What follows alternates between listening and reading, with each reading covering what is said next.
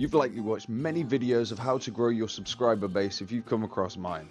But what is different about what you'll see here is I'm not already successful. I'm likely in a similar position to you, but have decided to take a very tactical approach to how I run my channel. By that I mean I've begun my research. My goal is to document what I learn so I can look back on it whilst giving a live insight of how this channel hopefully grows. I'm MrLowki, and if you watch all of this, you'll also hear about how a paid promotion went on to damage my most original creative video to date. Being a new YouTuber, there is tons to learn and many mistakes to make. Believe me, I can speak firsthand. I'm publishing consistently and the goal is to be original where I can. But the reality is I'm probably putting more time into the production than I'm actually getting from views. Over this last week, I've shifted my sights from creating to understanding. And this is the start to the journey of how my mindset has changed because of my findings. To begin, as you will see on my channel, my content is gaming focused, but the goal is to put a bit of a twist, a challenge sort of turn on things. In this modern day world, usually there is someone beating you to the punch, so the cost of creativity is a lot of time brainstorming. Is it worth it? In turn, I lowered the bar for quality and started just trying to push out more content, hoping that that would get me more views and more subscribers. But the reality is that's not how the algorithm works, and that is not going to get me success. I'm grateful to Paddy Galloway for the enormous amounts of time that he spends analysing successful YouTubers' techniques, breaking them down and putting them into factors as to why they have grown so rapidly and what sets them apart. If you've not watched his videos on MrBeast, Dream, Mark Rober, then make sure you do, because they offer a very rewarding insight into their success. And since we're promoting channels, if you're new and liking this, then make sure you stick to the end, because if you learn one thing that helps you, then you're winning, right? My first 100 subscribers came after roughly 4 weeks and about 20 videos. My next goal is 300, and to achieve that I realized I needed to be smart to trigger and maintain momentum. So I searched for the foundations of growth through the jungles of information out there dangling from the vines of YouTube. Now, that's enough of that, but it come down to 3 key factors: understanding metadata, pleasing the algorithm, and creating with your audience in mind. Once again, I just want to reiterate what I'm talking about. I haven't applied myself, I haven't got a successful history of it, there's no reason you should listen to me. But what I am doing is going ahead and doing what we should all be when we start, and researching. Now I watched, like I was speaking about before, Paddy Galloway's video on Dream. It puts a little insight into what Dream is talking about when he says he read 200 books on how YouTube works and just really researched on what he was doing, and he said he understands how to not only beat the algorithm but just do what it wants, get it working for him. So that is what I'm trying to learn, and that is definitely the way to succeed. So metadata is built up of titles, thumbnails, descriptions and tags. Your title is there to give indication of the idea of the video whilst building interest. Teasing, not confusing. It's proven that watchers of YouTube actually prefer a more homemade, standout-ish type.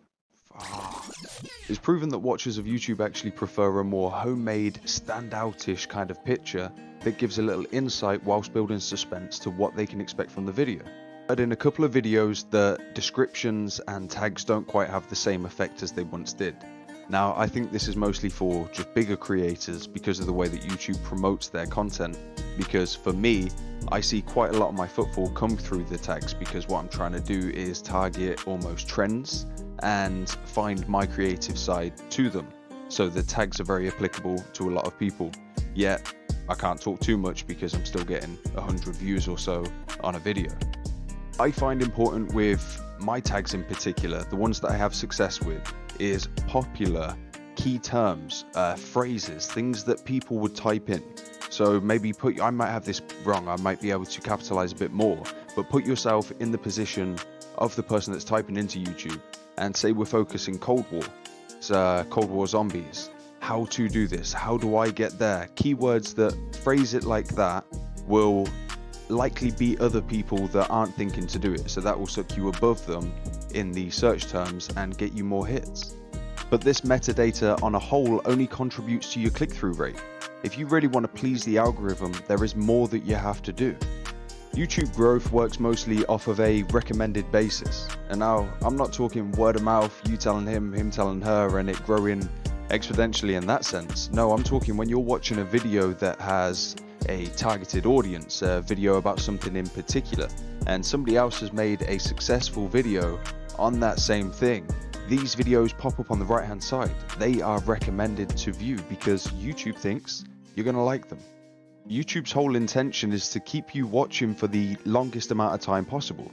And to do that, they're going to pick up on what you're watching for long periods, what you're liking effectively, and they're going to try and promote other things that are related to it that have successful click-through rates and the other factors we're going to cover, and they will promote that to you in hope that you'll click on it.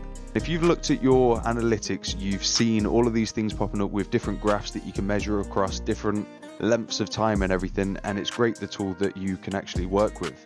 And if you've looked at Google Ads, that we're going to talk a little bit about later, they go into even more detail. It's incredible the things you can look at. You're boggled. There's so many different graphs that you can cross-check and really pinpoint certain bits of data. But the goal that you're trying to hit on these three key factors is a click-through rate between 10% and 20%. All right, a view time of 4 to 5 minutes, and an audience retention of 50%.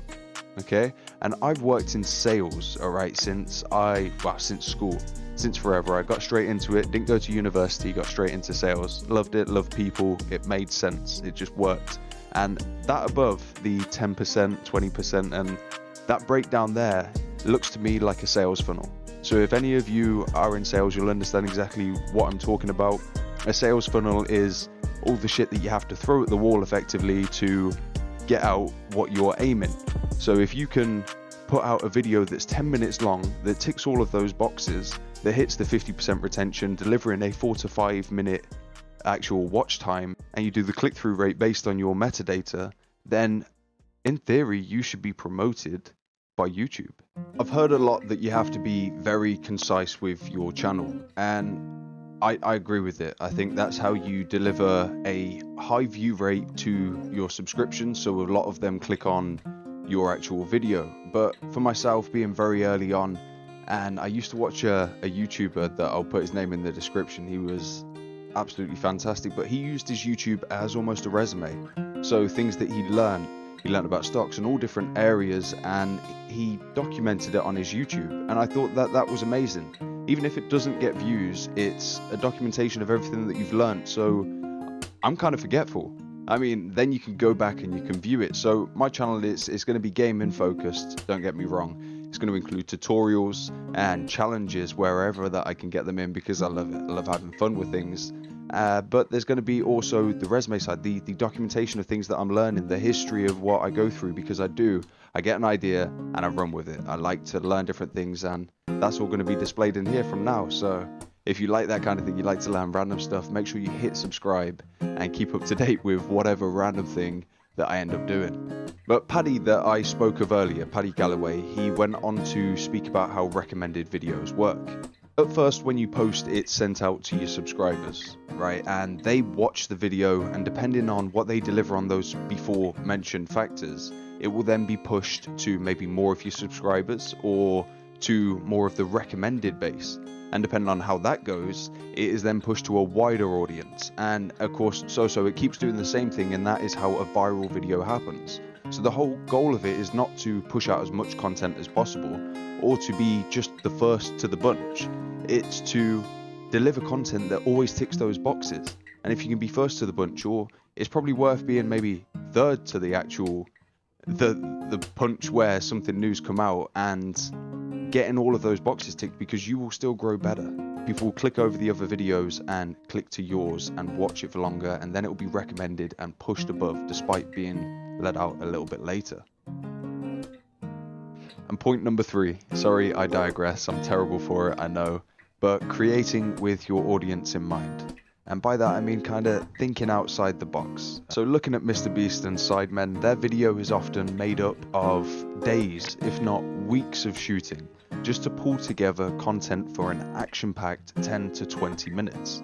The video has a clear theme which is put together in the form of a hook right at the start to let the audience know what they're to expect and what they're going to get out of watching the video, whether that be knowledge or entertainment. And with use of suspenseful tactics and rich content, your viewers will actually feel the effort you've put in and appreciate the production. So this is a brief insight to what I've learnt so far, and please, your opinions and things, hit the comments, let me know. Like, I am learning, this is the most crucial time to be able to discuss with people, and a community is going to be the best way to grow.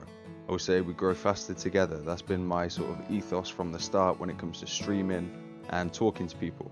But like I said at the beginning, a YouTube promotion actually worked counterproductive for me for my best, most creative video to date.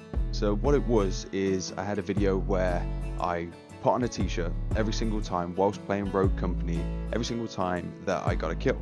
And what that ended up, I got a load of kills, I ended up overheating, it was pretty fun. I recorded it in one take, had a really good game, and I was really proud of the video. And everyone that I pushed it to, sort of like sent it out to, because of course I was getting no views, no one was seeing it, it's not even a trend or anything, but I was getting a really good reception. My retention rates were high, my click-through rates were well up above the 20%, because the majority of it was very targeted for keywords and it was a bit out there, so people were curious. But then what I decided to do was hit a YouTube advertisement, and I didn't really know what I was doing. I hadn't watched videos of it, and this was a huge mistake, like a really big mistake. So what YouTube ended up promoting it, sorry, Google Ads, that's what it was. So Google Ads ended up promoting it out on YouTube in the search bar as I sort of wanted, and it just went out to the gaming audience, and I targeted a little age group. And what that did was trigger 100,000 impressions, get roughly 1,000 views, which straight away brought my click-through rate down to 1%, because the 1,000 completely outweighed the 50 or so that I had. And following that, my retention dropped way below the, I think it was about 5-6 minutes at one point. It dropped all the way down to below a minute, sub 1 minute, all because it had been sent to the wrong people. So I started looking at Google Ads, okay, I started looking at different YouTubers who had gone through it and talked about promoting. And what I found, keywords for gaming channels and sort of starting off channels that have very targeted videos or things that are out there, using keywords is key, as to speak. Because what that's going to do, instead of it just sending it out there and triggering thousands and thousands, hundreds of thousands of impressions, and the odd person clicking on it that thinks, oh, what's this? And then after 30 seconds thinking, well, why am I watching this? This has nothing to do with me. Using keywords gives a direct link between what they're interested in and what you're putting out there. So you're only advertising very specifically, which is saving you tons of money, because you can easily cost yourself a fortune. And on top of that, you're actually getting a good reception. So it's going to push forward a lot more of retention, a lot more of actual view time, and your video will grow. Believe me, I bottlenecked it. I ruined it, because after that, it had terrible statistics, terrible analytics, and YouTube was never going to promote it. So don't make the mistake I did, and just either do it organically or look up how to Google ad for your particular video. And believe me, keywords is very important. If you want to see what I've learned from that, definitely let me know. I'll probably make a video anyway, because that is my goal from now. But that's it from me. No, thank you if you watched up to this point. I hope you really did learn something, and I'll see you in the next video.